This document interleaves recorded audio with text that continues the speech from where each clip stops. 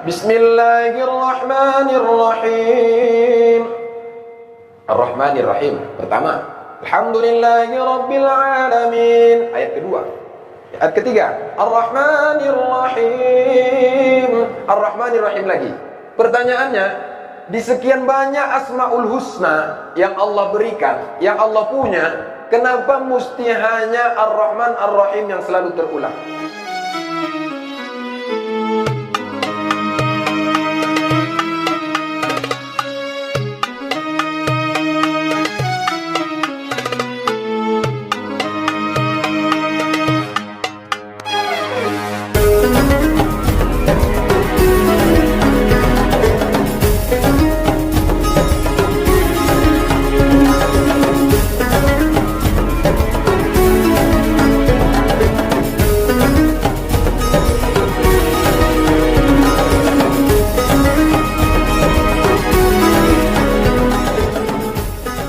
Assalamualaikum warahmatullahi wabarakatuh. Waalaikumsalam warahmatullahi wabarakatuh. Hilang energi saya nih. Alhamdulillah, wassalatu wassalamu ala rasulillah Sayyidina wa maulana Muhammadin ibni Abdillah wa ala alihi wa sahbihi wa man da'a bida'watihi wa istanna bisunnatihi ila yaumil liqa'i rabbih. Subhanaka la ilma lana illa ma 'allamtana innaka antal alimul hakim. Rabbi syrah li sadri wa yassir li amri wahlul 'uqdatam min lisani yafqahu qawli, amma ba'd. Bapak Ibu yang dimuliakan oleh Allah Subhanahu wa taala, bersyukur kita kepada Allah dengan mengucapkan hamdalah, alhamdulillahi rabbil alamin. Sampai sore ini Allah masih berikan kita sehat, Allah masih berikan kita hidayah, istiqamah, taufik masih tercurah dalam hati kita. Bersalawat ke baginda Rasulullah dengan mengucapkan Allahumma shalli ala sayyidina Muhammad wa ala ali sayyidina Muhammad. Assalamu alayka ya Rasulullah. Bapak Ibu sekalian yang dimuliakan oleh Allah Subhanahu wa taala, yang tak bisa saya sebut satu persatu. Insyaallah kita semua dimuliakan oleh Allah. Tak tahu Pak, saya mana nih ketuanya, sekretarisnya, bendaharanya, asisten 1, asisten 2, tak tahu saya Pak. Apalagi dah mau menjelang buka puasa yang saya tengok nih cendolnya mana. Mungkin sebagian di antara kita sudah kenal, tapi walaupun demikian, kalau tak kenalan nanti tak sayang. Kalau tak sayang tak cinta, kalau tak cinta tak ada nanti rasa chemistry antara kita. Maka dari itu saya Haris Munandar, Imam Masjid Nurus Salam Paripurna Kecamatan Bukit Raya, lalu kemudian kelahiran Jakarta 23 Februari 95. Kalau pakai peci umur 28, kalau dibuka 25, buka kacamata 20 tahun pas. Buka sarung anak SMA. Bapak Ibu yang dimuliakan oleh Allah Subhanahu wa taala, aktivitas hari ini sedang imam di Masjid Pekanbaru, Masjid Paripurna Nurus Salam, alhamdulillah, dan juga sekalian sedang menyelesaikan pendidikan S3. Mohon doanya kepada Bapak Ibu. Ustaz ini sombongnya? Enggak. Di mana-mana saya memang sampaikan Pak, karena tak tahu siapa doa yang paling dimakbulkan oleh Allah. Saya pun demikian, ngambil sekolah dari S1 S3 ini bukan karena hebat. Memang takmir masjid awal-awalnya Pak. Terakhirnya adalah karena imam besar. Agak bergengsi sedikit. Bapak Ibu yang dimuliakan oleh Allah Subhanahu wa taala, maka dari itu nanti saya tak pandai bahasa Jawa. Mohon maaf ya Pak D. Alhamdulillah, sore ini kita dikumpulkan oleh Allah, namanya Kagama, keluarga besar alumni Gajah Mada. Kalau dilihat-lihat ini adalah komunitas, kumpulan. Maka kemudian nilai dari sini ada yang kita ambil dari pertama adalah nilai silaturahim.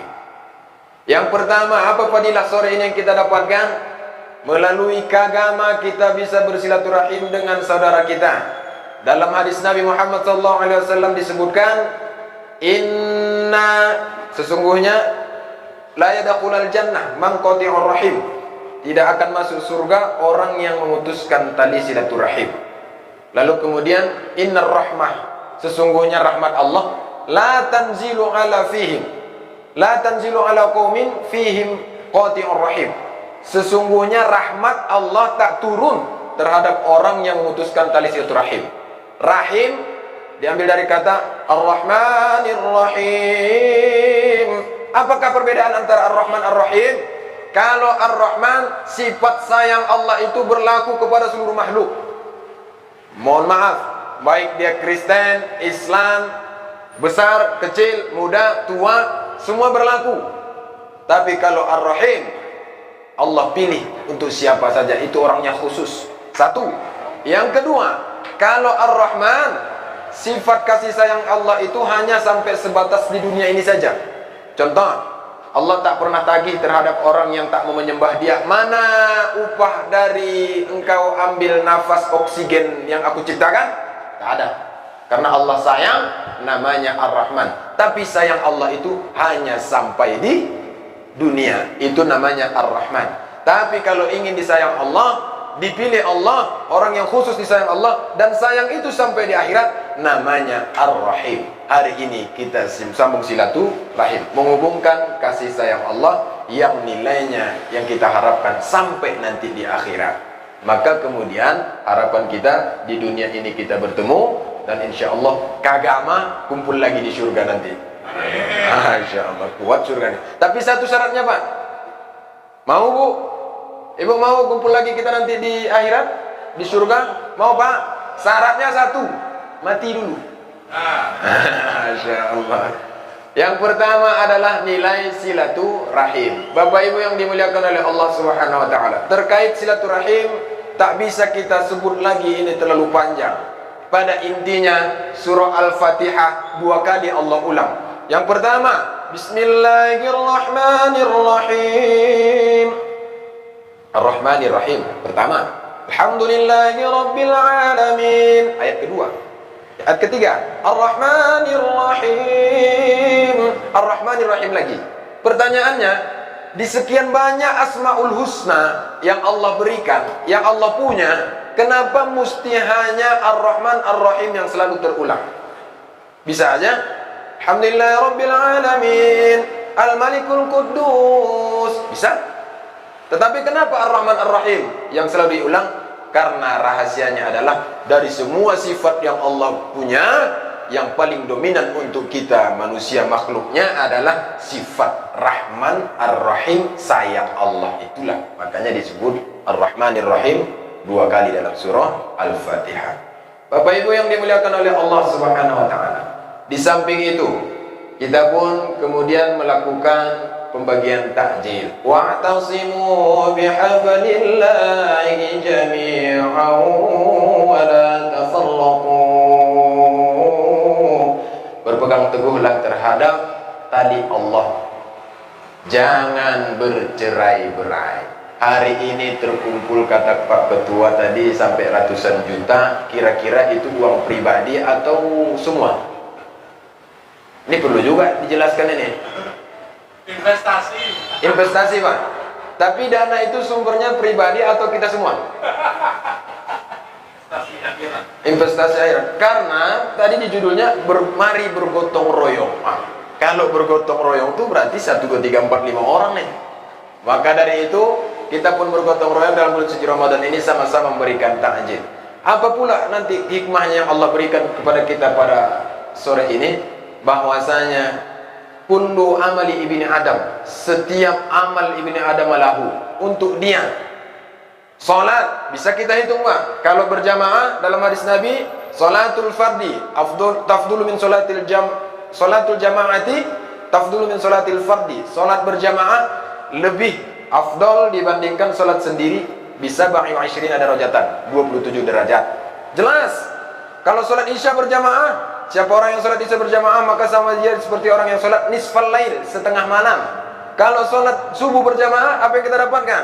Man sholat subuhi fi jama'atin fakannama sholal laila kullah. Maka dia seperti orang yang sholat dalam satu malam penuh. Kalau dalam sholatnya nanti di sholat asar, apa yang diberikan Allah? Berganti malaikat yang jaga kita di sore hari dengan yang malaikat menjaga kita di pagi hari, bertemunya waktu asar. Bisa kita hitung Pak. Mohon maaf, walaupun tak dibolehkan menghitung amal seperti yang ada di sinetron Islam KTP, tapi terasa juga kita nih.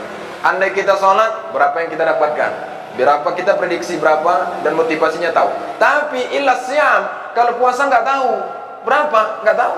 Baca Quran, kalau baca Quran satu huruf bagi orang yang biasa, tak tahu dia artinya, tak tahu terjemahannya, tak tahu tafsirnya, tak tahu dengan nahwu sorobnya, maka satu huruf 10 pahala.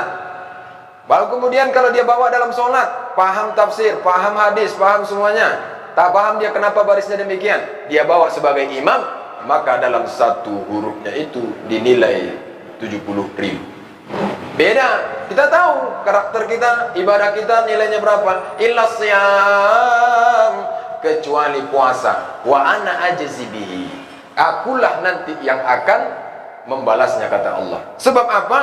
Karena puasa itu lis-shaimi farhatani, dalam hadis Nabi. Orang yang berpuasa itu diberikan Allah nanti 2 kebahagiaan. Farhatun inda rabbih, farhatun indal fitri. Yang pertama, kebahagiaan orang yang berpuasa itu adalah ketika berbuka. Tidak percaya apa? Apa rasanya perbedaan sekarang jam 6:01 dengan tadi jam 4:01? Apa perbedaan rasa yang ada dalam diri Bapak sekarang nih? Bapak Ibu, apa kira-kira? Lebih semangat yang mana? Yang sekarang. Karena sudah tergambar 20 menit lagi buka puasa. Nah, bentar lagi aku mau yang itu tuh, yang ini macam. Kenapa? Lis-shaimi farhatani, Allah berikan dia kebahagiaan. Pertama, kebahagiaan itu ketika berbuka puasa. Lalu kemudian haus, dahaga, lalu kemudian lapar. Kemudian kita berbuka puasa, ambil makanan, lalu kemudian kita minum. Apa yang kita ucapkan?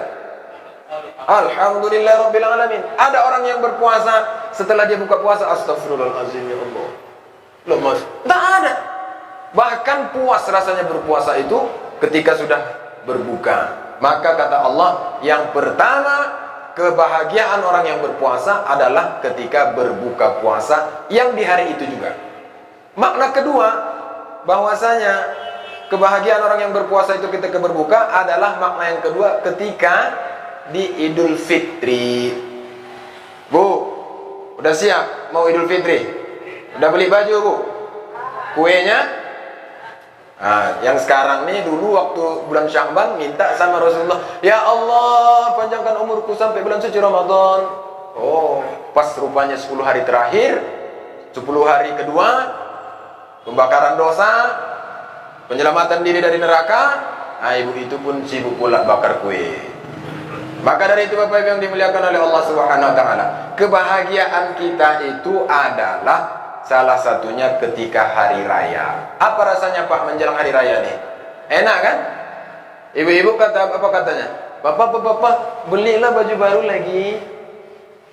Gantilah AC mobil kita tuh. Nanti kalau mau pulang kampung, Anda dingin enggak enak. Apa kata Bapak? Oh iya juga ya. Gantilah, kalau bisa mobilnya yang diganti. Apa kata ibu tadi? Bapak, rumah kita masa begini aja? Cek lah, cek. Masa iya kalau pergi hari raya nggak dikasih emas lagi mama nih? Beli. Kenapa? Karena menjelang hari raya besok persiapan kita amat sangat hebat. Kenapa? Karena kita merasa bahagia di sana. Padahal yang kita kerjakan itu sholatnya sholat sunnah. Sholat Idul Fitri sholat sunnah muakkad. Andai Bapak Ibu tak bikin sholat Idul Fitri, tidak berdosa. Tapi kenapa sholat Idul Fitri itu di situ pula lah kita menangis? Mama. Padahal sholat tahajud tak pernah nangis.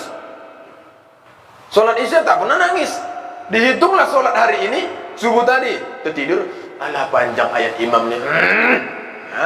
Zuhur tadi kita merasa lemas, cari yang di bawah AC. Biasanya kita sholat di sudut-sudut masjid, ini tidak di bawah AC. Asar tadi sibuk-sibuk mau pergi ke sini, tidak sempat khusyuk. Karena yang dikejar apa? Bagaimana di Kopitani biar sampai di jam 5, setengah 5, tidak khusyuk, tidak menangis.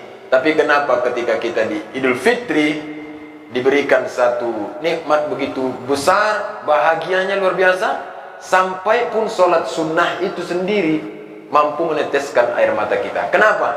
Karena itu janji Allah lis-shaimi, bagi orang yang berpuasa, farhatani, 2 kebahagiaan. Yang pertama, kebahagiaan itu dimaknai dengan ketika berbuka puasa hari ini.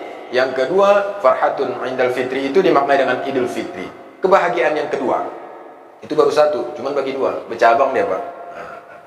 Yang kedua, kebahagiaan orang yang berpuasa itu adalah lis-shaimi farhatun 'inda liqa'i rabbih. Kita yang berpuasa ini Pak, yang berbagi takjil tadi, jangan harapkan pahalanya hari ini. Karena tak ada, nilainya tak ada. Dalam arti nilai seperti apa? Tak bisa kita hitung, tak bisa kita prediksi, tak ada satu janjinya. Karena illasiyam wa ana ajzi bihi, kecuali puasa aku yang balas kata Allah.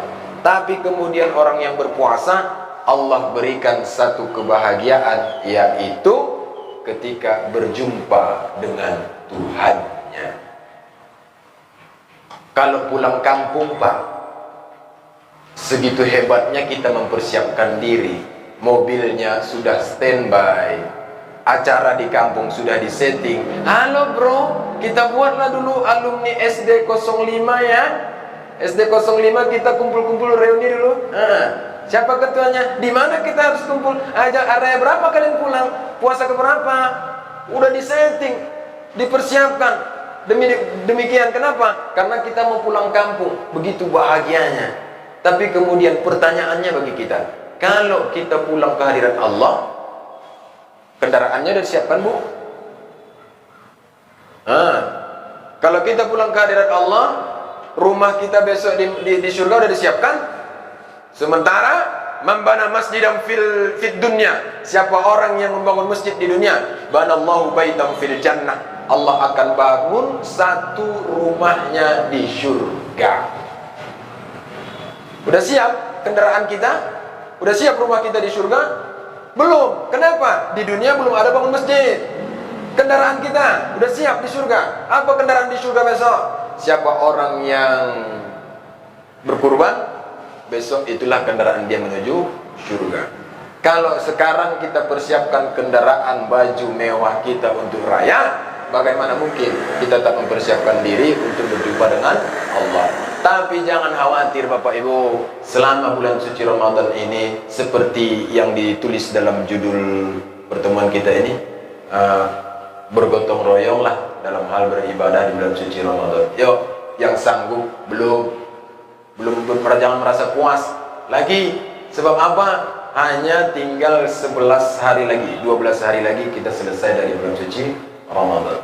Bapak Ibu yang dimuliakan oleh Allah Subhanahu wa taala. Lalu kemudian bulan suci Ramadan itu pun disebut dengan Ar-Ramdha, pembakaran dosa. Tapi semua kita ini, menurut Imam Al-Ghazali disampaikan dalam kitab Ihya Ulumuddin, bahwasanya puasa kita masing-masing ini berbeda-beda. Di samping itu puasa kita ada 3 level. Mari sama-sama muhasabah. Yang pertama, level puasa kita disebut awam. Apa itu awam?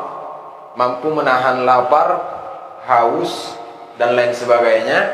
Lalu kemudian ada puasa itu namanya khawas. Khawas itu orang khusus level kedua. Dia cuma bukan menahan sesuatu yang membatalkan puasa, tapi kemudian panca indranya pun dia tahan. Lalu kemudian ada lagi yang terakhir, khawasil khawas, yang dia tahan itu bukan hanya lapar, panca indra, sampai hawa nafsunya pun dia tahan. Apa salah satu hawa nafsu yang kita selalu perturuti? Panjang angan-angan. Ya kan Pak? Belum lagi lebaran, sudah direncanakan apa yang akan kita lakukan. Puasanya belum selesai lagi. Belum lagi selesai lebaran ini, lebaran berikutnya udah kita buat program. Sementara angan kita banyak, angan-angan kita banyak. Di saat itu Rasulullah bersama para sahabat, dia punya 2 tongkat kayu. Yang pertama dilemparnya jauh, kuat. Yang kedua kayu itu dilempar dekat. Maka para sahabat bertanya kepada Rasulullah, "Ya Rasulullah, kau tak pernah buat demikian. Apa maknanya lemparan kayu itu?" Kalau lemparan kayu yang pertama itu adalah ajal, lemparan kayu yang kedua itu adalah angan-angan kalian. Maknanya apa Bapak Ibu? Bahwasanya terkadang lebih cepat ajal dibandingkan angan-angan kita tersampaikan. Maka dari itu Bapak Ibu yang dimuliakan oleh Allah Subhanahu wa taala, ini adalah puasanya orang yang khawasil khawas, khusus keinginannya tak semua dituruti. Kalau dituruti Pak, Bapak mau kawin lagi kan? Ya kan?